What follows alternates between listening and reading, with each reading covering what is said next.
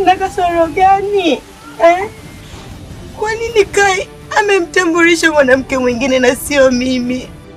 Kabla hujaenda huko kwa mchumba wako, hakikisha umepita kwa mjomba wako.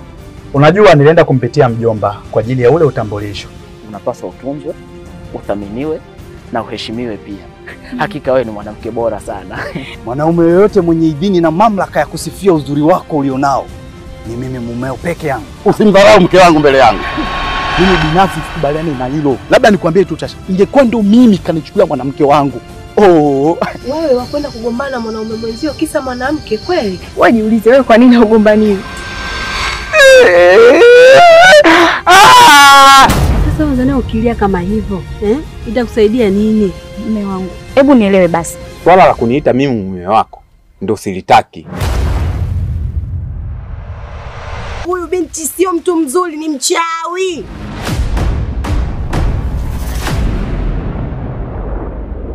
Yaani wewe mwanamke kakoroga. Chipela ulole. Mimi nakwambia jua la kesho ulioni.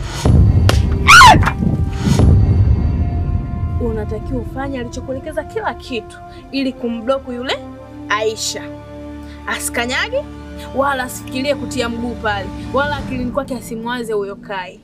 Siku zote